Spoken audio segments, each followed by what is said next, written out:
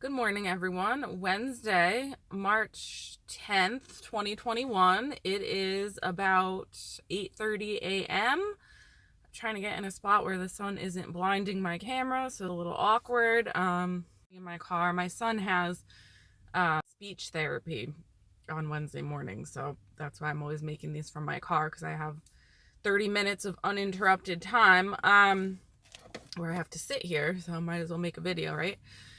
So, what has happened in the world, in the spiritual world?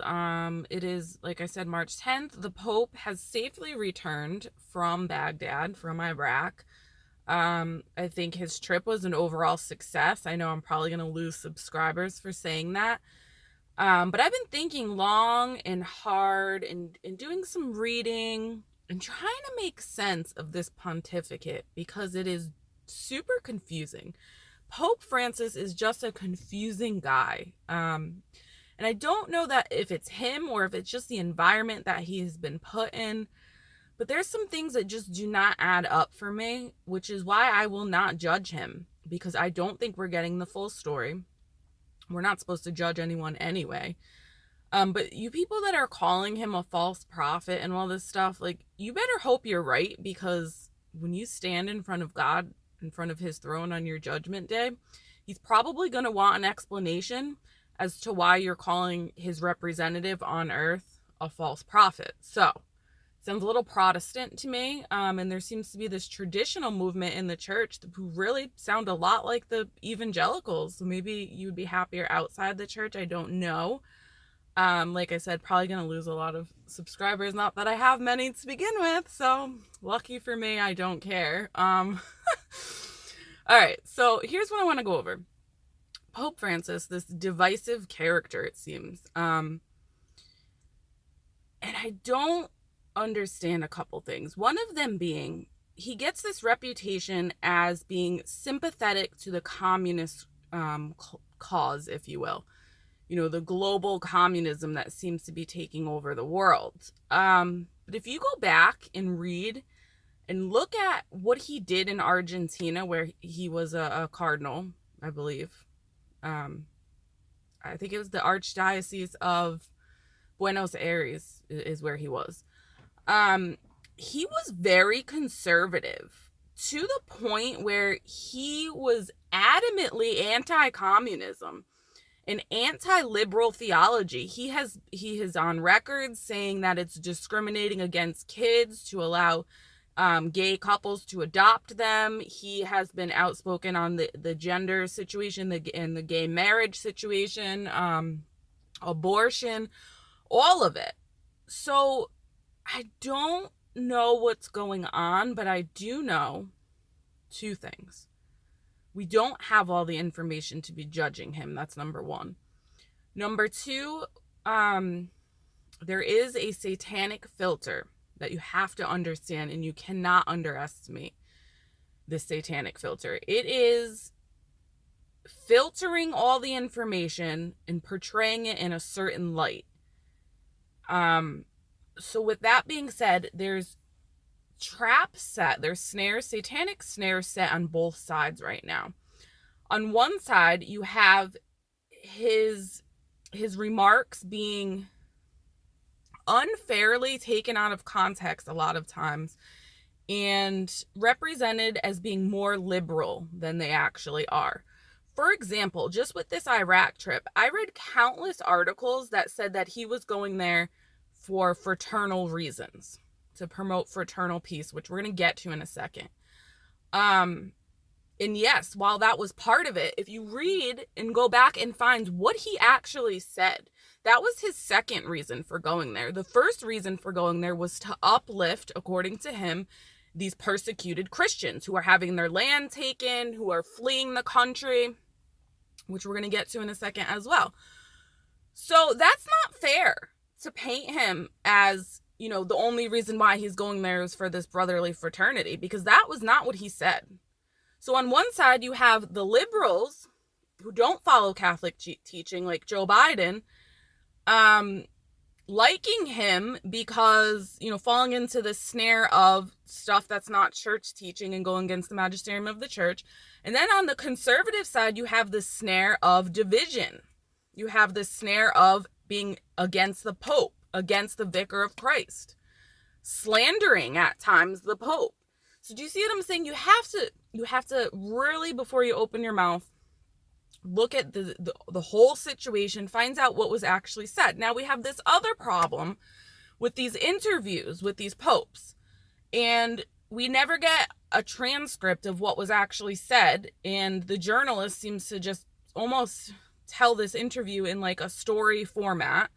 Now I'm sure there's some translation issues and all this, so we things are being jaded. Things that the Pope is doing and saying, just you need to be aware of this, are being filtered through a satanic lens. On the right, and people on the right and on the left are both falling into this. So I need somebody to explain to me how this Pope, who has, as when he was in Argentina, was adamantly against, he even called it the culture of death, this communist agenda, is now being painted in this light as a sympathetic to the communist agenda. I don't understand that. I don't understand that at all. So, which has led me to conclude to one of the following. He's purposely doing this. Well, why would he do that? Well, to separate the wheat from the chaff, so to speak. To shed light on who is supporting what. Because before his pontificate, it was much more muddled, okay? Now it's pretty clear. Now there is limelight being shed on people like James Martin, who represents the media for the Vatican in America, who is saying crazy stuff. Like, we wouldn't have known that before. Do you see what I'm saying? I don't know if Pope Francis is doing this on purpose and he's some sort of mastermind. Don't know. Or if it's just simply divine providence, that he's being guided by the Holy Spirit to do these things, so that, because here's what he does. He pushes the envelope, but he doesn't step over the line of complete heresy as far as I'm concerned. So that's why I'm saying this. And if he had this liberal track record in Argentina, I would be like, okay, he's a progressive. He's a liberal. He's trying to change the church. But that's not the case. In fact, when he was elected as Pope, the conservatives in Argentina were excited. The liberals were mad. So you see what I'm saying? Something is weird, okay? Now, let's talk about Iraq in this brotherly fraternity that everybody's flipping out about. Because the interreligious prayer sessions and all this. I've been thinking about this too. Who has he focused on with these interreligious prayer sessions and all this? Who has he tried to reach out to? Well, the answer would be the Abrahamic religions is who he's focusing on. Jews and Muslims. Now, why would he do that? Well, what if, I'm just throwing this out there. Again, nobody knows the actual truth of what's in the man's heart or what he's being guided to do. But what if he is trying to create alliances with the other members of the Abrahamic religions who are a stumbling block to the New World Order? Make no mistake about it. Muslims, as heretical as they are, and as deceived as they are, and as demonic and violent as their religion is, are a stumbling block to the atheistic New World Order. Is it easier to convert somebody who understands religion and has a concept of God the Father and Abraham in the history? Or is it easier to convert somebody who worships themselves? Think about that. Think about that. Did you know that under Saddam Hussein, prior to 2003, there were 1.5 million Christians living in Iraq? Do you know how many there are now? 500,000. So after the enlightened democracy of America came in and freed them from their bondage, right? Freed them from Saddam Hussein and spread the Enlightenment. Christians are now more persecuted and fleeing in droves, and there's only 500,000, which is why Pope Francis went there. Did you know that? Bet you didn't.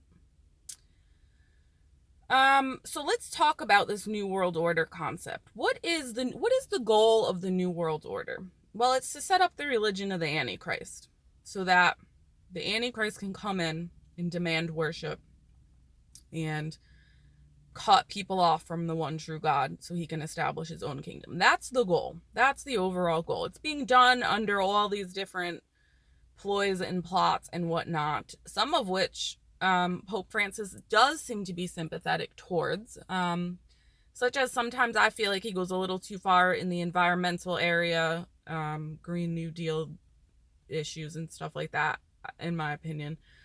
He seems to be a little too sympathetic towards China, although we don't really know what's going on there either. But let's go back to the New World Order. They want people to worship the Antichrist. That's the ultimate goal of the New World Order, in case you didn't know.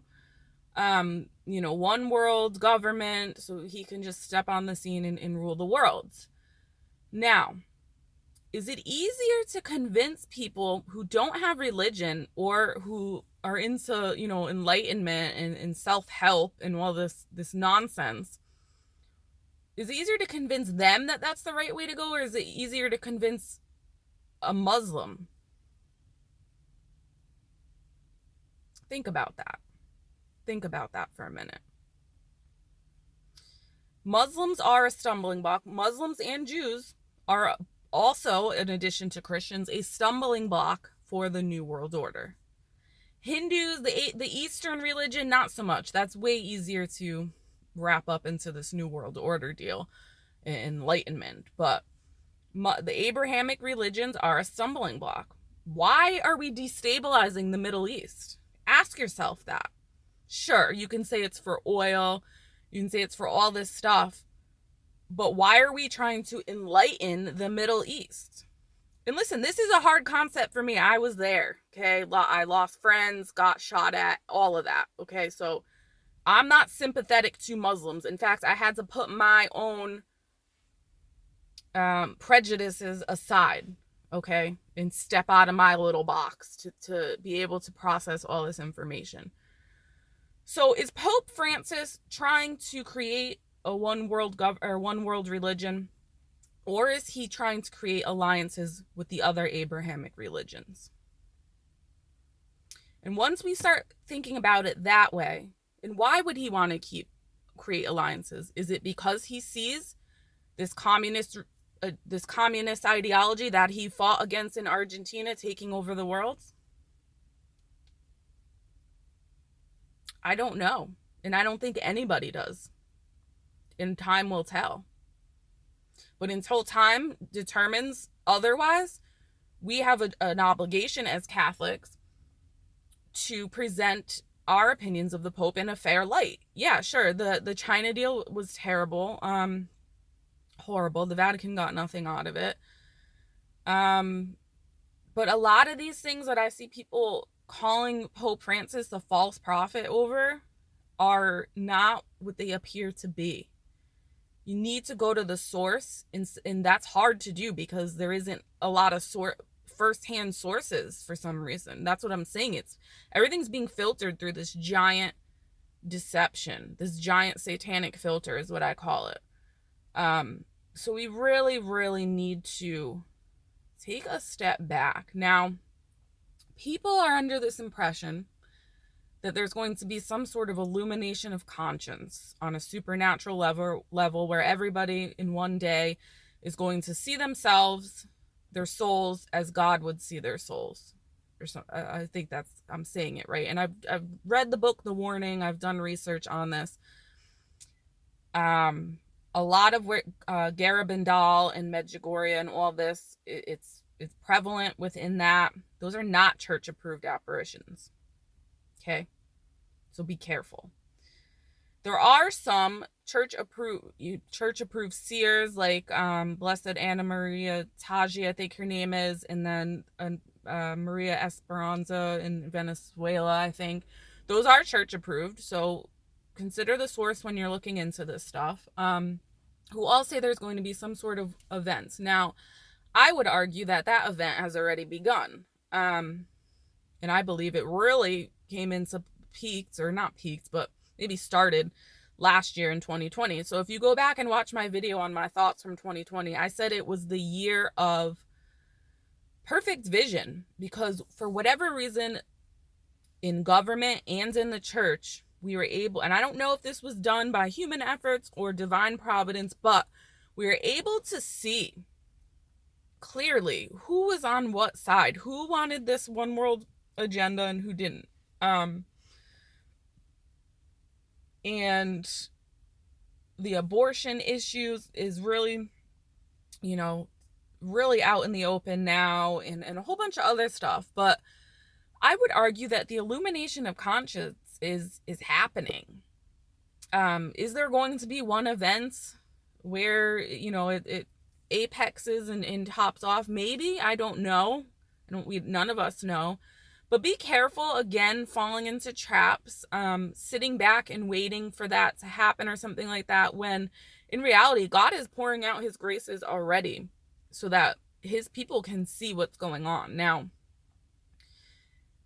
it's not as simple yet as we think it is, though, is what I'm saying. It's still this New World Order thing and all this is still a very complex issue, which is why I'm saying you have to be careful with slandering the Pope, if you will. You have to be careful because we don't know what's going on there. I'm telling you right now. And the more I think I know what's going on, the more I realize I don't know. I don't know. It's not that simple. And the fact that he is trying to make alliances with these Abrahamic religions, he's the first Pope to ever visit Iraq. He met with the Ayatollah there, who's Iranian, but living in Iraq. And who's very powerful, influential, and it was seen as the message that was sent to the Muslims was, don't persecute the Christians. So, and here's the thing: if we don't make alliances with the Mohammedans and the Muslims, as Christians are concerned in the Middle East, the New World Order will. And they'll eventually turn on them. But I would like to see more of an alliance between the Abrahamic religions and working towards the goal of conversion, towards Christianity. So I think we need to be a little less judgmental and a little bit more careful. Because like I said, I don't have an answer for why Pope Francis, when he was Cardinal or whatever, Bergoglio, was conservative and now he's being portrayed as this liberal Pope. I don't have an answer for that. And until I do, I'm not passing judgment on him. So that's what I wanted to really get at today. Be careful. Look at the situation. Step out of your box. Look at this. And I find it really funny. I'm just going to run my mouth for a second. That all these people complaining and judging Pope Francis being in Iraq, standing next to bombed out cathedrals, literally risking his life. I find those people that are like sitting in their like $400,000 houses and in America sipping their cappuccinos have the cojones to judge the Pope for going to a war zone. I find that really funny. So watch yourselves. That's all I'm going to say. Until you have lived it, until you have seen it firsthand, you have no right to judge. You don't understand the politics. You don't understand the culture. So stop. You're acting like spoiled brats is what you're acting like. And it's not a good look. So that's what I got to say about the whole thing. Be careful. Keep your eyes open. Reject the bad stuff that comes down. But understand, things are not what they seem. Just because he's trying to make alliances with these Abrahamic religions does not mean he's sympathetic to the New World Order. That's not what that means, I'm telling you right now. So don't judge his sympathy towards the New World Order based on that. Judge it based on other stuff, but not based on that. So have a good day, everyone. Joan of Arc Media out. Oh, before I leave, one more thing I do want to say. I'm impressed that the Pope didn't get killed and that the Iraqi army seemed to have stepped up their game. And so when I was there, the Iraqi army was a nightmare. They were a little better off. We trained the Iraqi police. That was our mission over there. Tried to train the Iraqi police, I should say. The Iraqi army was better off than the police, but they are still a nightmare. But the fact that the Pope didn't get killed seems to be a step in the right direction of them stabilizing their country, I guess, right? I don't know. So shout out to the Iraqi army. Well done. All right, that's it. Joan of Arc Media out.